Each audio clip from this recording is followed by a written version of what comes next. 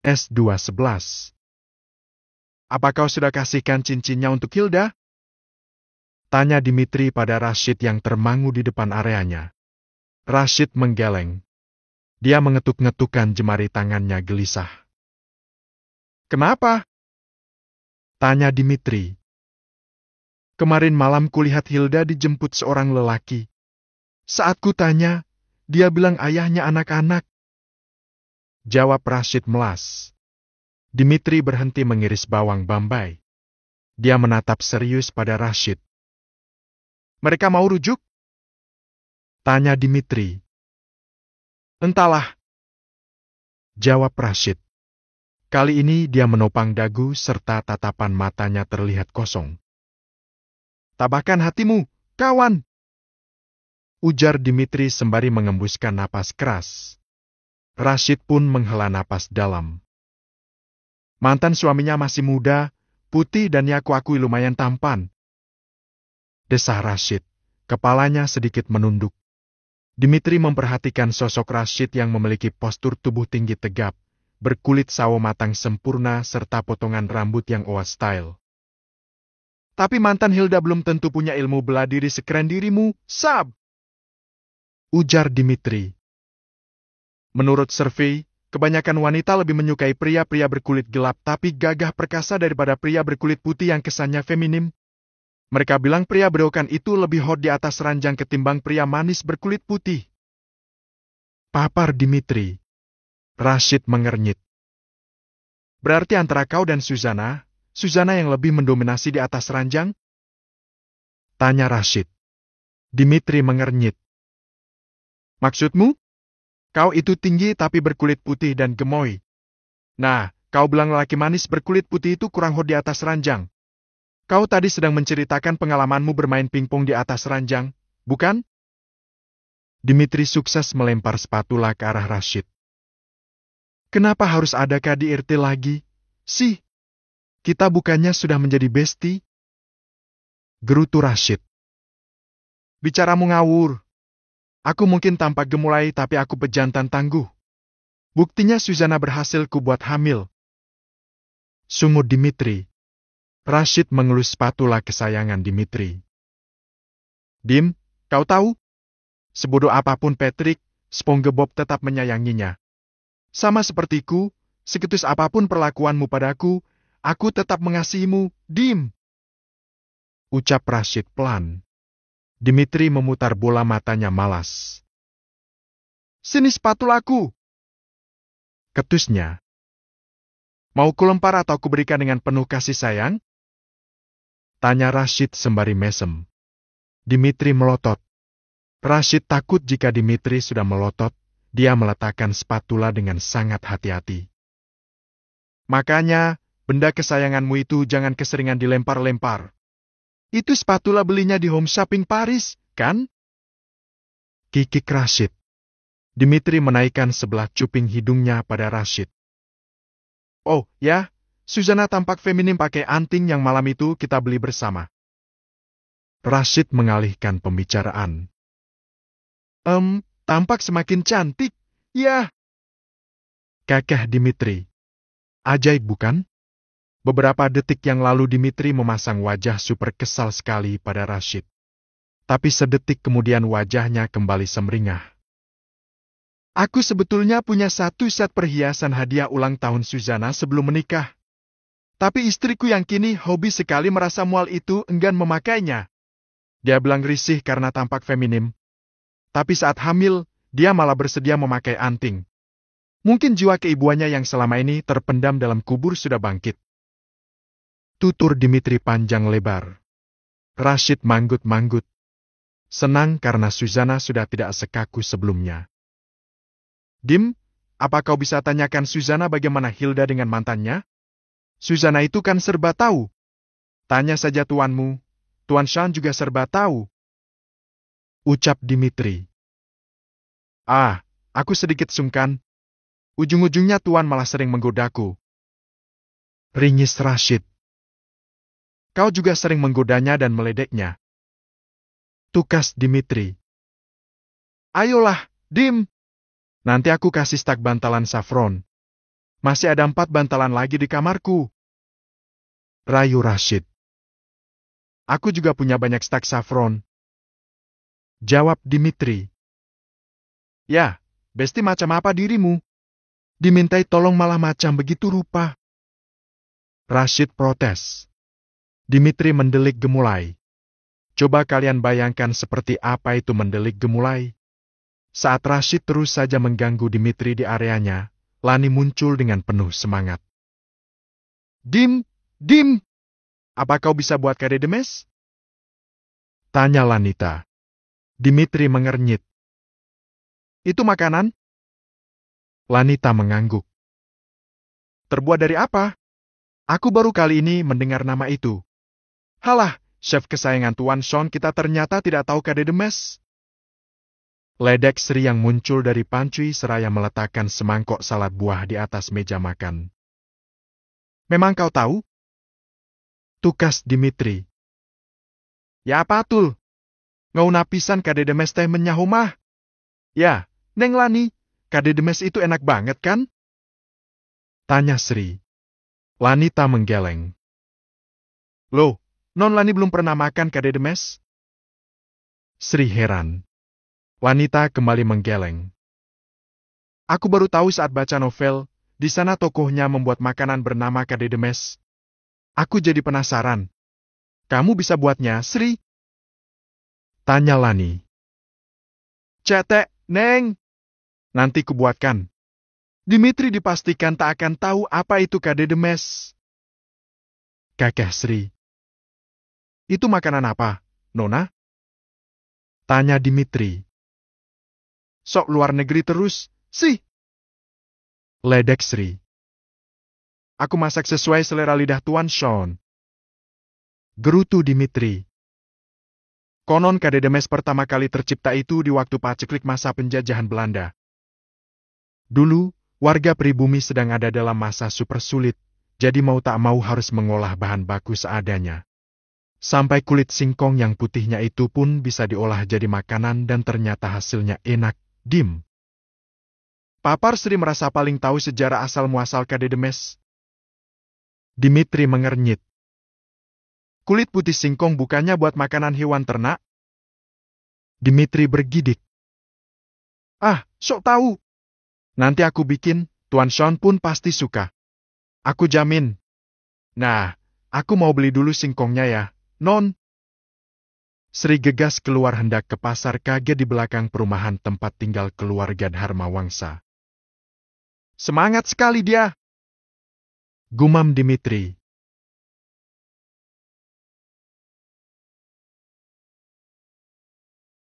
Aku penasaran gimana rasanya. Ujar Lani. Aku juga, Non. Kakek Rashid. Aku sih nomor. Ujar Dimitri lain di mulut lain di hati. Ya sudah, Non. Kalau nanti Sri sudah buat kade demes, Dimitri tak usah dibagi. Ucap Rashid seraya menaik turunkan kedua alisnya menggoda Dimitri.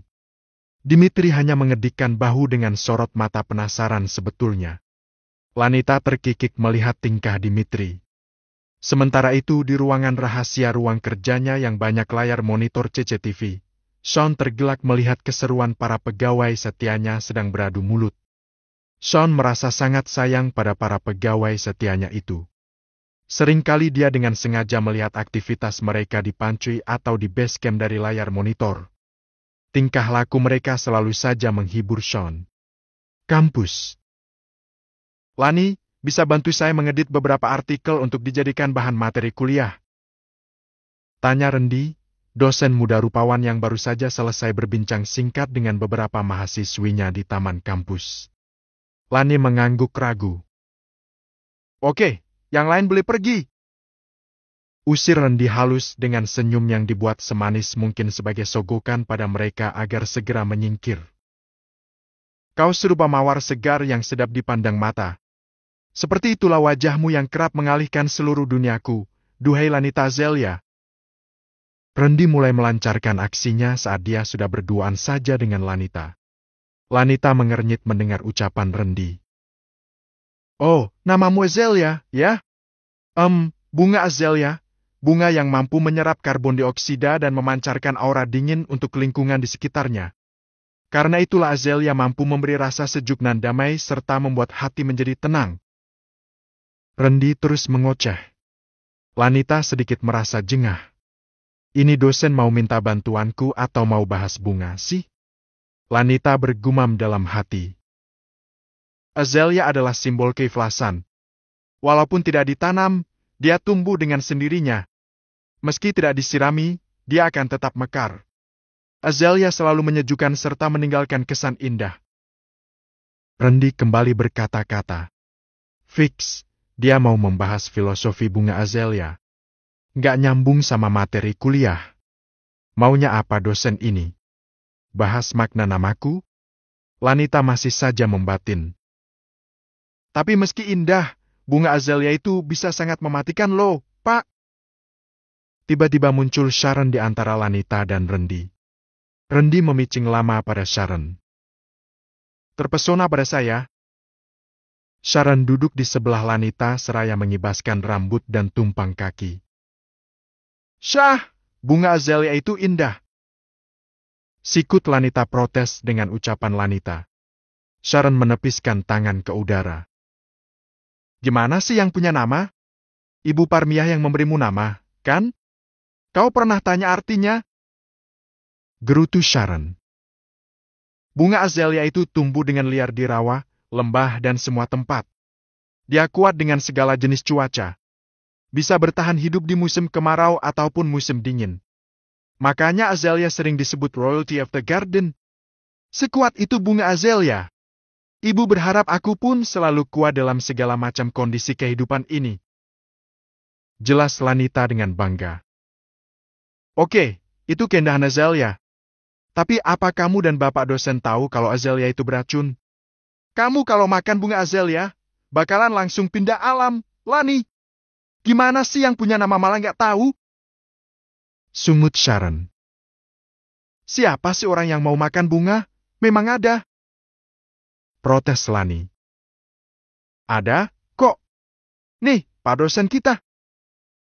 Sharon tersenyum manis sekali pada Randy. Namun Randy menangkap sinyal waspada dan sebaliknya.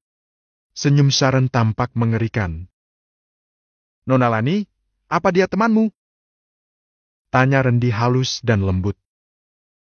Aku Sharon, kakaknya. Ucap Sharon cepat, masih dengan senyum manisnya. Oh! Mulut Randy membulat. Begini Nona Sharon, meski beracun, bunga azalea ini adalah simbol keanggunan dan kelembutan serta sebagai pengingat kenangan-kenangan manis dan hangat dalam sebuah keluarga. Ucap Randy bersikukuh. Iya benar dan ngomong-ngomong tentang keluarga, Lani ini sudah berkeluarga loh, Pak. Alias sudah punya suami.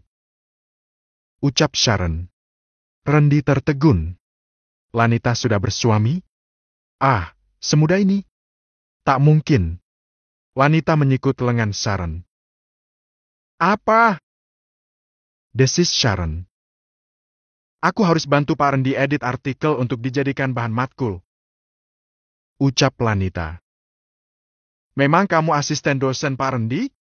Bukan, kan? Tepis Sharon. Lanita terdiam dan menggeleng. Jangan mau! Digaji juga enggak! Rutuk Sharon. Ayo, kita shopping saja. Sharon menarik tangan Lani. Tunggu. Anda tak bisa mengajak Nona Lani begitu saja. Dia sedang membantu saya, Mi. Maaf, Pak dosen yang terhormat. Suami Lanita mewanti-wanti saya agar selalu menemani Lani.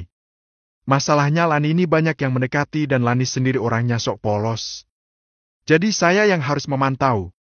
Sebetulnya saya lelah, Pak. Tapi mau bagaimana lagi, suaminya tajir melintir. Sogokannya berlian dan mobil untuk menjaga istrinya. Sharon berkata panjang lebar. Maaf, Nona Lani, apa benar Anda sudah menikah? Tanya Randy ingin memastikan. Lanita mengangguk. Iya, Pak. Saya sudah menikah.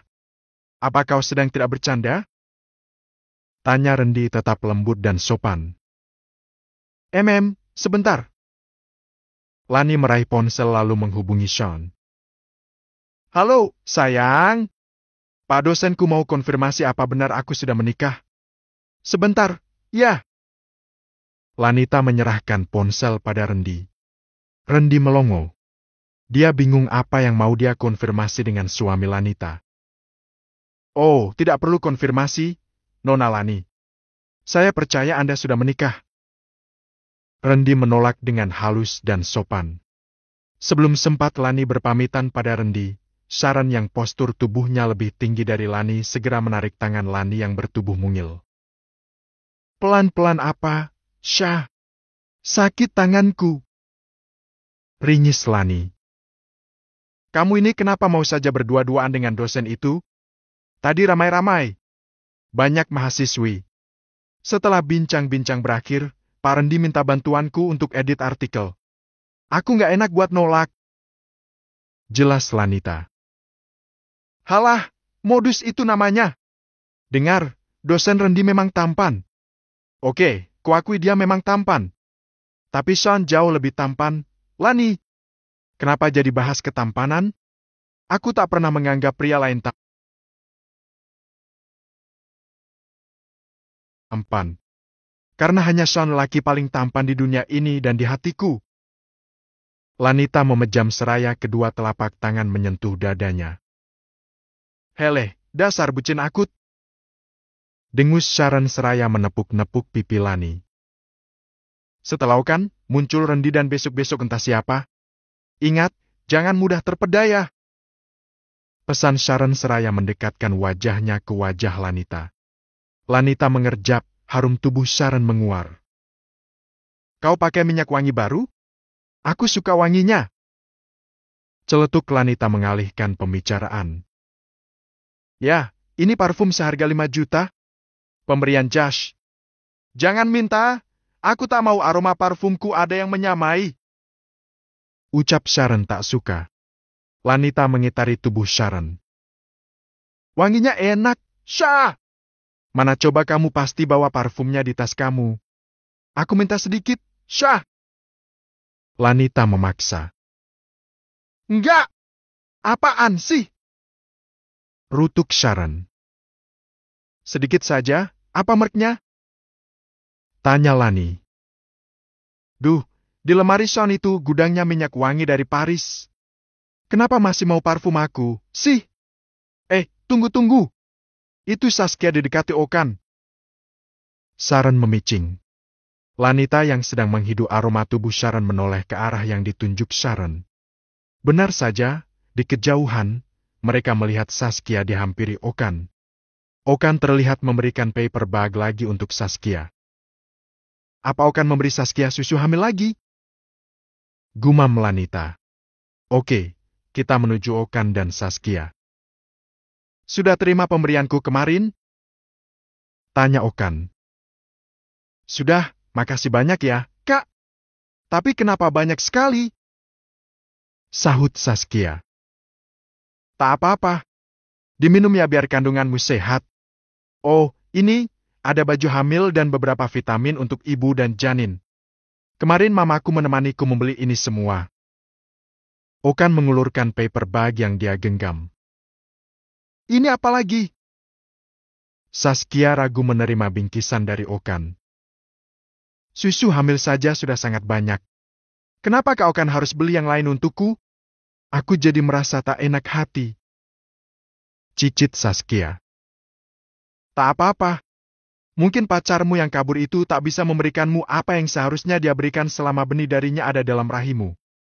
Tapi tenang saja, semua keperluanmu aku bisa berikan. Saskia tercenung. Apa maksud ucapan laki-laki ini? Tapi pacarku tidak kabur, Kak.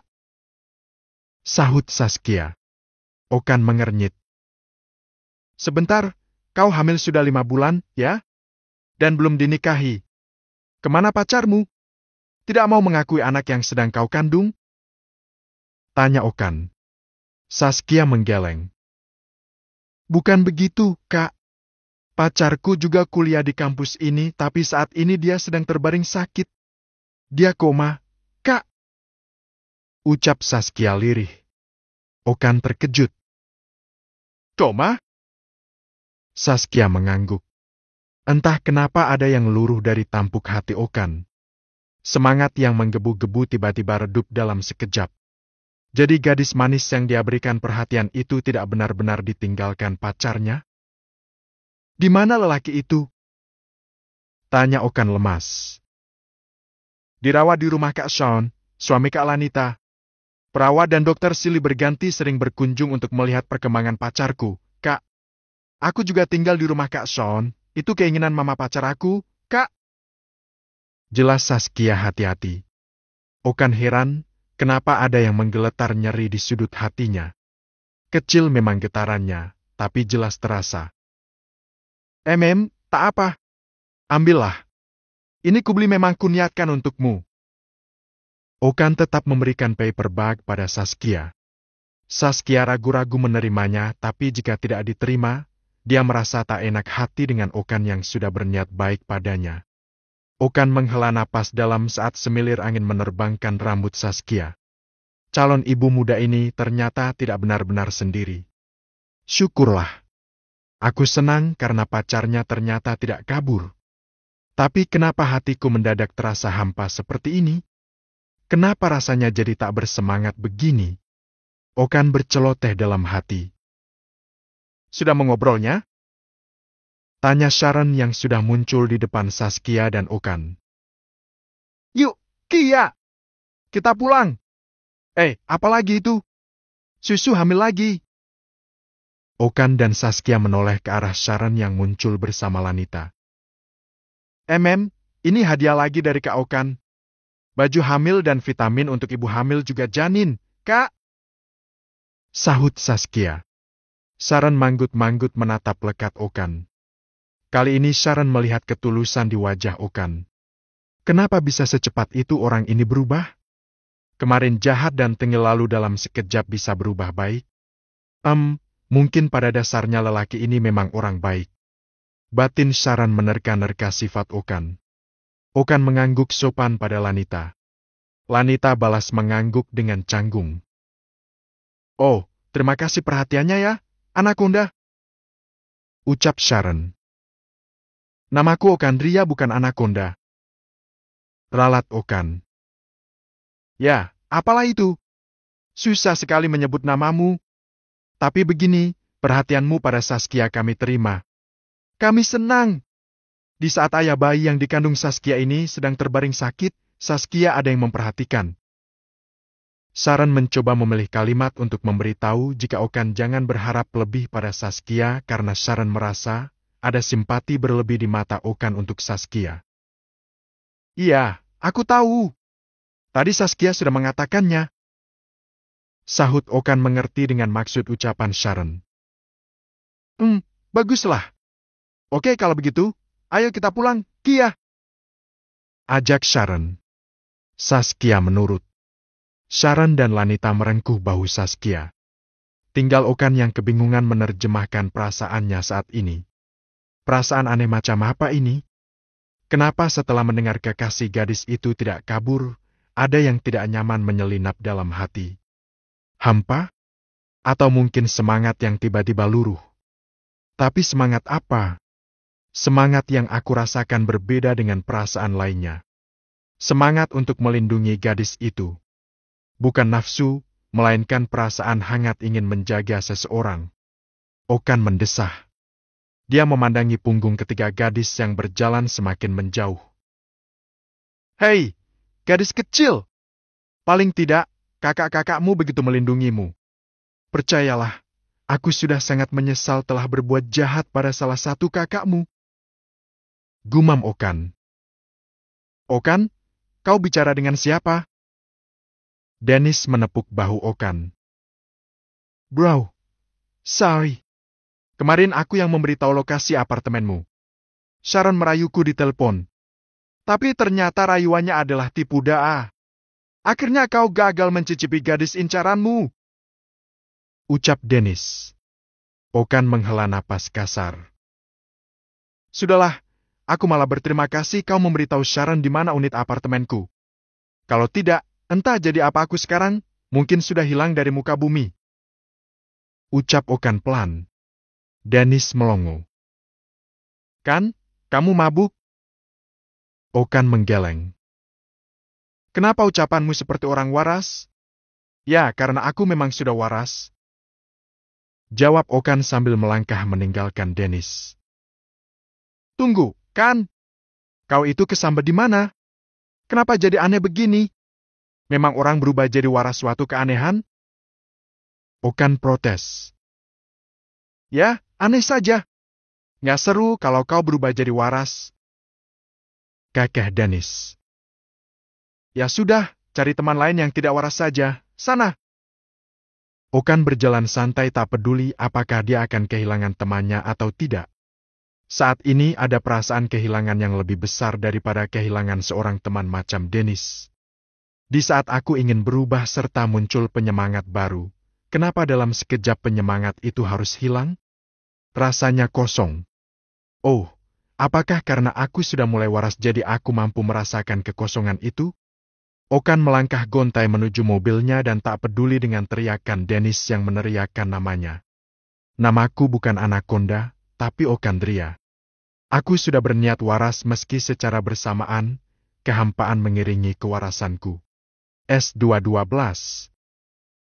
Sharon berada di perusahaan Sean. Dia datang bersama Josh. Memang tak bisa dibicarakan di telepon atau di rumah? Ada apa sih? Tanya Sharon. Sean mesem lalu menarik napas dalam. Sha, andai disuruh memilih. Kau mau tinggal dengan Mama Den atau tinggal di rumahku? Tanya Sean. Sharon melongo. Maksudnya? Sebelum Sean menjawab, pintu ruangannya diketuk. Dan muncul dari balik pintu dengan senyum mereka. Halo, sayang. Dan memeluk Sharon dan menyalami Josh. Lama ya nunggu Mama? Maaf, tadi Mama harus meeting dengan para pemegang saham. Aku baru datang, Ma. Memang Mama juga diminta Sean datang ke sini? Sahut Sharon.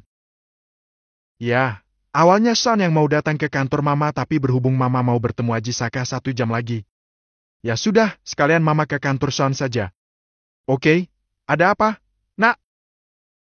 Tanya Dean semakin cantik karena pipinya tampak berisi, mungkin efek sedang mengandung.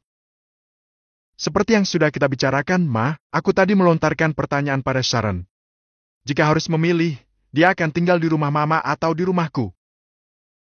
Tukas Sean. Dean tersenyum. Sha, awalnya Mama ingin kamu tinggal lagi bersama Mama di rumah. Tapi Sean juga ingin kamu tinggal di rumahnya. Kenapa? Lanita yang selama ini selalu merasa gundah melihat kehamilan Saskia dan Suzana sedikit teralihkan dengan keberadaanmu di rumah Sean. Sudah berapa hari kamu menginap di rumah Sean? Kurang lebih 3 minggu, Ma. Mama pikir, kamu sebaiknya tinggal di rumah Sean untuk sementara, menemani Lanita. Seperti anak kecil saja minta ditemani. Decak Sharon. Josh menyikut lengan Sharon. Dan Sean tersenyum maklum. Sampai kapan kamu berpura-pura menutupi rasa sayangmu untuk Lanita, Sha? Tanya Sean lembut. Dagu Sharon terangkat, dia bersidekap sembari tumpang kaki. Apa kau mau tinggal di rumahku, Sha? Tanya Sean. Sha tampak berpikir sejenak. Lalu bagaimana dengan rumah yang sudah kubeli? Ya tetap ada di sana, tidak kemana-mana. Kakek Sean. Mau ya, Nak? Pinta Den. Aku tak mau repot bawa-bawa baju dan segala barang-barangku seperti dulu. Pindahan sendirian dan sedih sendirian. Ucap Sharon pelan. Dane dan Sean kompak mengeluarkan satu kartu lalu meletakkannya di atas meja. Dane mengeluarkan kartu hitam, sementara Sean mengeluarkan kartu debit biasa. Belilah apapun keperluanmu, kamu kan suka shopping, Nak. Ucap Dane. Anak buahku akan mengangkut semua barangmu nanti. Timpal Sean. Sharon menatap Sean dan Dane bergantian. Lalu dia mengambil kartu debit milik Sean. Aku ambil ini saja. Ucap Sharon pelan. Dia masih merasa risih jika harus menerima black card milik Dane. Dulu, kartu itu pernah jadi miliknya lalu dilepaskan saat dia harus keluar dari rumah Dane. Dane meraih kartu hitamnya. Ambillah, awalnya ini adalah milikmu. Sharon tampak ragu. Tapi Dane meletakkan kartu itu di telapak tangan Sharon. Oke, jadi semua setuju ya Sharon tinggal di rumahku. Sean merasa senang. Bagaimana bisa kau merekrut mantan istri untuk menemani dan menghibur istri keduamu? Dengus Sharon tak habis pikir. Tapi jauh di lubuk hatinya, dia merasa senang. Senang karena bisa kembali masuk ke keluarga Dharma Wangsa dan Polly. Setelah pembicaraan usai, Sharon diusir Sean dan Dane dari kantor. Mereka hendak kembali bekerja, sementara Sharon segera menelpon Lanita dan Saskia. Lan, ajak Saskia. Kita bertemu di Mall Papa Arik. Cepat nggak pakai lama. Sharon segera menutup panggilan. Sha, aku nggak bisa temenin kamu. Aku harus antar mamaku ke bandara. Ucap Jas yang menyetir di sebelah Sharon. Ya nggak apa-apa. Turunkan saja aku di Mall Papa Arik. Sahut Sharon. Setengah jam kemudian, Lanita dan Saskia sudah tiba di mall. Keduanya segera menemui Sharon di salah satu kafe. Mall Gloria adalah salah satu mall milik ayah tiri Eric, suami Dane. Tapi Eric enggan terjun ke dunia bisnis. Dia malas bersaing dengan anak kandung ayah tirinya. Eric lebih nyaman berteman dengan banyak orang seraya tetap bisa menyalurkan hobinya melukis. Eric tak ingin membuat ancaman apapun untuk anak kandung ayah tirinya. Kita diminta ke sini mau ngapain, Syah? Tanya Lanita. Ya shopping. Memang kita mau belajar di mall? Sahut Sharon. Ayo, kalian bebas membeli apapun yang kalian mau. Tenang saja, aku yang bayar.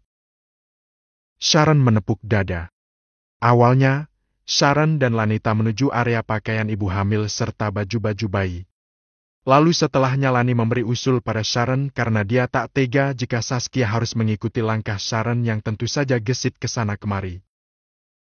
Syah, kita antar dulu Saskia ke kafe. Biar dia istirahat. Kasihan mondar-mandir ikut kamu belanja. Dia sedang hamil, loh. Usul Lanita. Oh, iya, ayo. Biar saja dia makan dan istirahat ditemani Jauhari. Sharon setuju. Aku masih kuat, Kak. Renyek Saskia. Kami berdua belanja dulu. Setelah kami selesai, barulah kita antar kamu belanja yang lainnya. Duduk manis saja sembari makan di sini. Ada Jauhari di meja depan sana, oke? Ucap Lanita. Saskia akhirnya mengangguk setuju. Dia paham kenapa kedua kakaknya memintanya beristirahat. Maka jadilah Lanita dan Sharon segera sibuk ke sana kemari. Keluar masuk butik pakaian, tas maupun sepatu. Paper bag di tangan Lanita sudah banyak tapi kebanyakan adalah belanjaan Sharon. Lan, kenapa nggak mau ambil baju yang tadi? Tanya Sharon. Enggak mahal. Jawab Lanita. Ya, Tuhan. Sudah kubilang aku yang bayar. Nih, lihat. Sharon menunjukkan 2 kartu yang dia dapat. Ini dari Mama Dane, ini dari mantan suamiku. Ya belanja saja apa yang mau kamu beli. Belanjaanku sudah cukup. Syah. Jawab Lanita. Hei, kau tidak cemburu suamimu memberiku kartu debit? Dia bilang akan rutin mengisi kartu debit ini tiap bulan. Untuk apa cemburu? Aku sangat percaya pada Sean. Cinta suamiku hanya untukku. Lanita tersenyum centil. Heleh, so cantik. Sharon memutar bola matanya malas. Lanita terkikik. Ayo, kita makan. Aku sudah mulai lapar. Tanggung. 1 butik lagi, ya. Bujuk Sharon. Benar ya 1 butik lagi. Awas saja kalau 1 terus tambah lagi jadi 5. Gerutu Lanita. Iya, enggak. Janji. Aku juga sudah lapar sebetulnya. Ucap Sharon. Kamu si lapar mata, Syah. Sharon terkekeh. Aku lebih senang berbelanja seperti ini daripada koleksi butik yang didatangkan ke rumah. Kalau kita ke mall sendiri, banyak pilihan. Ya, apapun itu terserah. Lanita duduk di kursi tunggu butik. Dia sudah tak lagi berminat belanja. Bajunya sudah menumpuk di lemari dan Lanita tidak begitu suka mengoleksi banyak tas atau sepatu seperti Sharon. Sementara itu Saskia yang menunggui kedua kakaknya merasa mengantuk. Perutnya terasa penuh setelah menikmati aneka makanan yang dipesankan Lanita untuknya. Saskia menguap, dia lalu menjatuhkan kepalanya di atas meja. Saskia tidak tahu, selain mata Jauhari yang menjaganya, ada sepasang mata lain yang terus saja memperhatikannya dari tadi. Sepasang mata milik Okan. Okan duduk di meja paling sudut, dia sebelumnya memang berada di kafe tersebut, sendirian. Okan terkejut saat melihat Saskia masuk kafe bersama Lanita dan Sharon. Dia terus saja memperhatikan Saskia dari jauh, tak berani mendekat karena sepertinya Saskia sedang asyik dan nyaman menikmati makanannya sendirian. Okan gan mengganggu waktu sendirian Saskia menikmati makanan.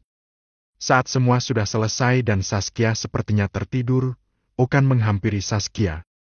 Dia menghela napas melihat pakaian Saskia yang tipis. Udara sentral pendingin ruangan di kafe itu lumayan dingin. Okan melepas jaket tebalnya. Dia menyelimuti punggung Saskia dengan jaketnya perlahan. Lalu Okan kembali duduk di kursinya. Apa yang dilakukan Okan tak luput dari pantauan Jauhari. Awalnya Jauhari waspada saat Okan mendekati Saskia. Tapi Jauhari tidak melihat tanda mencurigakan apapun dari Okan. Dia hanya merasa prihatin melihat Okan yang sepertinya harus patah hati karena hanya bisa memperhatikan Saskia dari jauh. Jauhari tahu banyak tentang cerita para wanita keluarga Dharma Wangsa. Saat Lanita dan Sharon muncul di kafe, keduanya heran melihat Saskia tertidur dengan jaket lelaki di punggungnya. Ya Allah, kasihan amat Bumil. Kita kelamaan shopping, Syah. Ucap Lanita duduk hati-hati di sebelah Saskia. Jaket siapa itu? Punya Jauhari? Sharon melihat ke arah Jauhari yang berdiri lalu menghampirinya. Jaket itu milik Okan, Non. Dia duduk di sana. Dari tadi terus saja memperhatikan Non Kia. Saat Non Kia tertidur, Okan melepas jaketnya lalu menyelimuti Nona Kia. AC kafe ini memang sangat dingin. Tutur Jauhari. Sharon menoleh ke arah Okan duduk. Kebetulan Okan tidak sedang melihat ke arah meja Saskia. Okan bersendar di kursinya menatap pemandangan luar kafe dari jendela lebar. Sharon segera menghampiri Okan. Hai! Sapa Sharon. Okan yang sedang melamun sedikit terperanjat. Kamu mengikuti kemanapun Saskia pergi? Tanya Sharon pelan. Okan menggeleng. Aku sudah di sini lebih dulu lalu kalian datang dan meninggalkan Saskia sendirian di kafe ini. Jawab Okan. Sharon menarik napas panjang.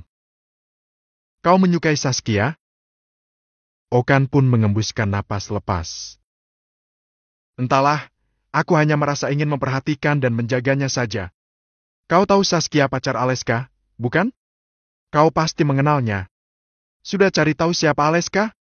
Ayah dari bayi yang dikandung Saskia? Tanya Sharon. Iya, sepupunya Shan Dharma Wangsa. Tenang saja, aku tidak bermaksud macam-macam.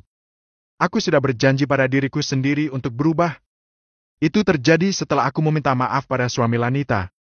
Entahlah, harismanya saat itu mampu mengubah cara pandangku terhadap banyak hal. Aku juga heran. Sharon bersidekap, mencari kebohongan di wajah Okan tapi dia tak menemukannya.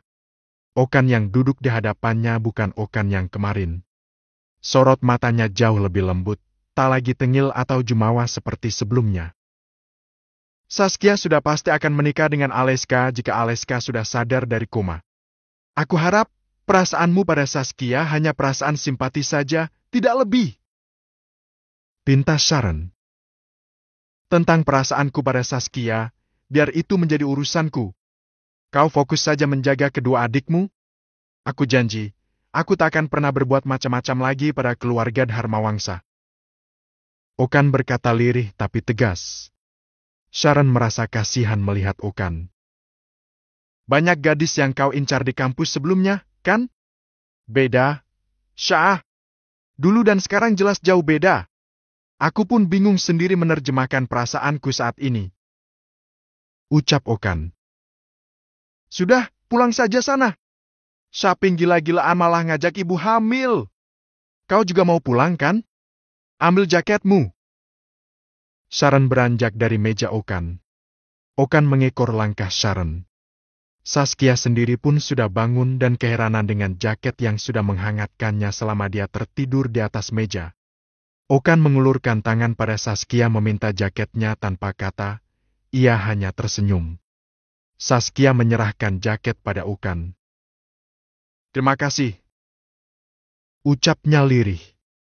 Okan menerima jaket seraya mengangguk dengan senyum tipis di bibir. Kemudian Okan berlalu dari kafe tanpa kata. Saskia menatap punggung Okan lekat. Jangan baper. Ingat Aleska.